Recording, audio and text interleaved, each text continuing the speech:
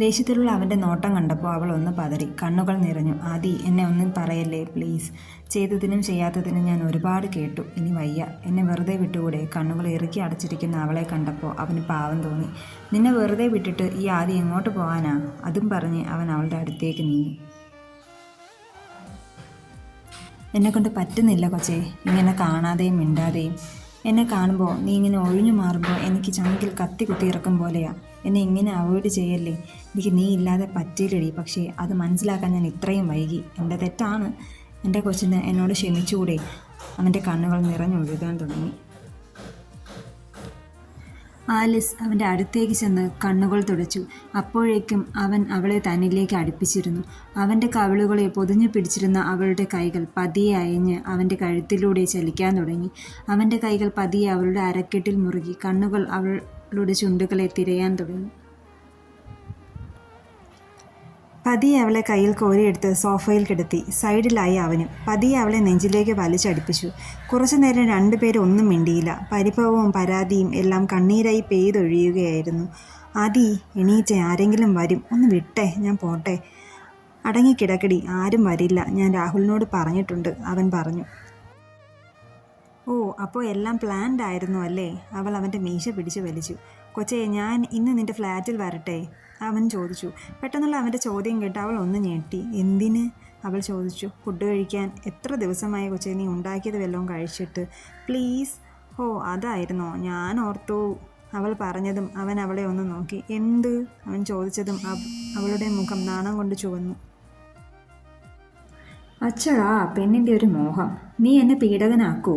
അവൻ ചോദിച്ചതും അവൾ അവനെ തള്ളി മാറ്റി പുറത്തേക്ക് പോയി. അന്ന് അവർ ഒരുമിച്ചാണ് ഭക്ഷണം കഴിച്ചത്. ഒരുമിച്ചുള്ള ഓരോ നിമിഷവും മനസ്സുകൊണ്ട് അവർ അടുത്തുകൊണ്ടിരുന്നു. കൊച്ചേ, 37 വയസ്സായി എന്നെ തന്നെ വേണോടാ നിനക്ക്?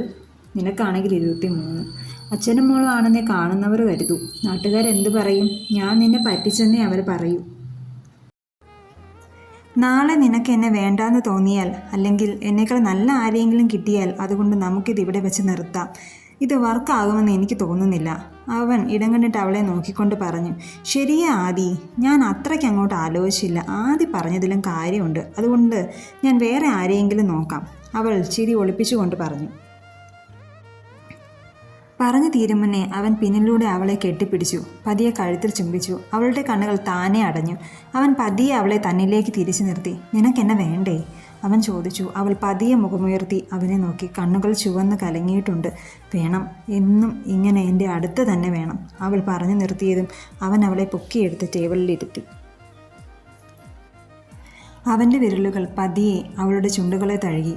പതിയെ അവളിലേക്ക് അടുത്തു. പെട്ടെന്നാണ് ആലീസിൻ്റെ ഫോൺ റിങ് ചെയ്തത്.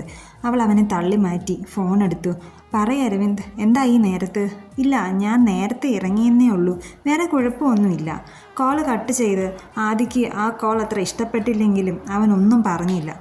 അവളുടെ കവിളിൽ അമർത്തി ചുംബിച്ച് അവൻ ഫ്ലാറ്റിലേക്ക് പോയി. രാവിലെ രണ്ടുപേരും ഒരുമിച്ചാണ് ഓഫീസിലേക്ക് പോയത്. കാറിൽ നിർത്താതെ തന്നോട് സംസാരിച്ചു കൊണ്ടിരിക്കുന്ന അവളെ അവൻ നോക്കിയിരുന്നു. ഓഫീസിലെത്തി ഇറങ്ങാൻ തുടങ്ങിയ അവളെ അവനിലേക്ക് വലിച്ചിട്ട് ചുണ്ടുകൾ പതിയെ നുണയാൻ തുടങ്ങി. എരിവ് വലിച്ച് അവനെ തള്ളിമാറ്റി അവൾ പുറത്തേക്കിറങ്ങി ധൃതിയിൽ ഓഫീസിലേക്ക് പോയി. പെണ്ണിൻ്റെ പാച്ചിൽ കണ്ട് അവന് ചിരി വന്നു.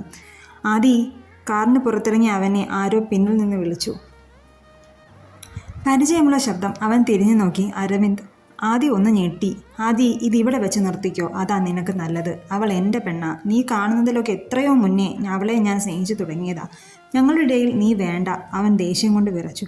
അരവിന്ദ്, ഞങ്ങൾ തമ്മിൽ ഇഷ്ടത്തിലാണ്. അതിനി ആര് വിചാരിച്ചാലും അങ്ങനെ തന്നെ ആയിരിക്കുകയും ചെയ്യും. പിന്നെ ആദ്യം കണ്ട കാര്യമൊന്നും നീ പറയണ്ട. അതിനുള്ള ഒരു യോഗ്യതയും നിനക്കില്ല. കാരണം ഇന്ന് നിനക്കുള്ളതെല്ലാം ഒരിക്കൽ എൻ്റേതായിരുന്നു. അത് നീ മറക്കണ്ട. പക്ഷേ ആലീസിനെ നീ അക്കൂട്ടത്തിൽ എടുക്കണ്ട. കാരണം എനിക്ക് അവളെ അത്രയ്ക്ക് ഇഷ്ടമാണ്. ഞങ്ങൾക്കിടയിൽ നീ ഇനി വരരുത്, പ്ലീസ്. നിർത്തടോ. അയാളുടെ ഒരു പ്രേമം. തനിക്ക് അതിന് എന്ത്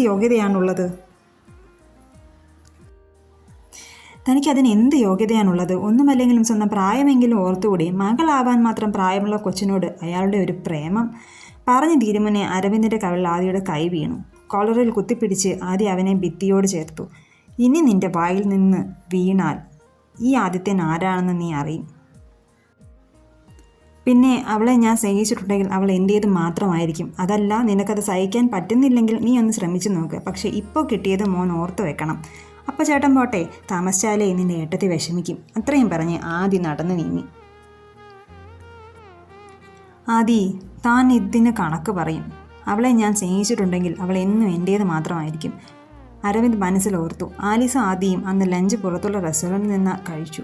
എന്താ കാര്യം? ഫുഡ് കഴിക്കാതെ തന്നെ നോക്കിയിരിക്കുന്ന ആദിയോട് അവൾ ചോദിച്ചു. കൊച്ചി, അരവിന്ദ് നിന്നോട് എങ്ങനെയാ? അവൻ ചോദിച്ചതും അവൾ തലയുയർത്തി അവനെ നോക്കി. അല്ല, എനിക്ക് എന്തോ അവൻ്റെ സ്വഭാവം അത്രയ്ക്ക് ഇഷ്ടപ്പെടുന്നില്ല. നീ അവനോട് ഒരുപാട് ക്ലോസ് ആവാനൊന്നും പോണ്ട. എൻ്റെ കൊച്ചു എന്നോട് മാത്രം ക്ലോസ് ആയാൽ മതി. അവൻ പറയുന്നത് കേട്ടപ്പോൾ അവൾക്ക് ചിരിയാണ് വന്നത്. ആദി, എനിക്ക് അരവിന്ദിനെ ഇഷ്ടമാണ്. അത് കേട്ട് അവനൊന്ന് ഞെട്ടി. എന്താ? അവൻ ചോദിച്ചു. അവൾ അവനെ ഒന്ന് നോക്കി, എന്നിട്ട് തുടർന്നു. ഇഷ്ടമാണ്, എൻ്റെ ആരതിയെപ്പോലെ. അപ്പോഴാണ് ആദിക്ക് ശ്വാസം നേരെ വീണത്. എൻ്റെ ആദി, ഇത്രയും നല്ല ഒരുത്തൻ കയ്യിലുള്ളപ്പോൾ ഏതെങ്കിലും പെണ്ണ് വേറെ പോകുമോ? അവൾ ഒരു കള്ളച്ചിരിയോടെ അവൻ്റെ കവിളിൽ നുള്ളി. പക്ഷേ അവനോട് മിണ്ടരുതെന്ന് പറയില്ലേ? ആരതിയും അരവിന്ദും മാത്രമാണ് എനിക്കുള്ള ആകെ ഫ്രണ്ട്സ്. അവൾ പറഞ്ഞതും ചിരിച്ചുകൊണ്ട് അവൻ അവളുടെ തലയ്ക്ക് തട്ടി. അലീസ്, ഈവനിങ് എന്താ പ്ലാൻ? അരവിന്ദാണ്. ഒന്നുമില്ല അരവിന്ദ്, അവൾ പറഞ്ഞു. നമുക്ക് ഒന്ന് പുറത്തു പോയാലോ? ആരതി ഉണ്ടെന്ന് പറഞ്ഞപ്പോൾ അവൾ ഓക്കെ പറഞ്ഞു.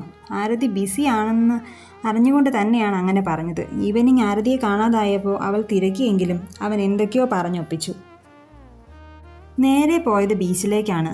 പിന്നെ സിനിമ, ഷോപ്പിംഗ്, ഫുഡ്, കൂടെ മഴയും. അങ്ങനെ സമയം പോയത് ആലീസ് അറിഞ്ഞില്ല. പിന്നെയും സമയം പോയപ്പോൾ അവൾ ഒരുപാട് നിർബന്ധിച്ചാണ് തിരിച്ചു വരാൻ അരവിന്ദ് കൂട്ടാക്കിയത്. നീ ഒന്ന് സമാധാനിക്ക്, ഇതാദ്യമായിട്ടൊന്നും അല്ലല്ലോ നമ്മളിങ്ങനെ പുറത്തു പോകുന്നത്. അവൻ ചോദിച്ചപ്പോൾ അവൾ ഒന്നും മിണ്ടിയില്ല. കാർ ഫ്ലാറ്റിന് മുന്നിൽ എത്തിയപ്പോൾ തന്നെ കണ്ടു ആദിയെ എൻട്രൻസിൽ സെക്യൂരിറ്റിയോട് എന്തോ സംസാരിച്ചുകൊണ്ട് നിൽക്കുന്നു. ഫ്ലാറ്റിലെത്തി രണ്ടുപേരും കാറിൽ നിന്നിറങ്ങി. വേണ്ട അരവിന്ദ്, ഒരുപാട് ലേറ്റായില്ലേ, നീ പൊയ്ക്കോ. അതും പറഞ്ഞ് ധൃതിയിൽ നടന്നു. പെട്ടെന്നാണ് കാല് സ്ലിപ്പായി. അവൾ വീഴാനായി പിന്നോട്ടാഞ്ഞു. കണ്ണു തുറന്നപ്പോൾ അവൾ അരവിന്ദിൻ്റെ കയ്യിൽ കിടക്കുകയാണ്. പെട്ടെന്ന് നേരെ നിന്നു. തല ചരിച്ചു നോക്കിയപ്പോൾ ദേഷ്യത്തിൽ അവളെ തന്നെ നോക്കി നിൽക്കുന്ന ആദിയെയാണ് അവൾ കണ്ടത്. വലിഞ്ഞു മുറുകിയ മുഖവും ചുവന്ന കണ്ണുകളുമായി അവനെ കണ്ടപ്പോൾ തന്നെ ആലീസ് അരവിന്ദിൻ്റെ കയ്യിൽ നിന്ന് കുതറി മാറി. ആദി വേഗത്തിൽ തിരിഞ്ഞു നടന്നു.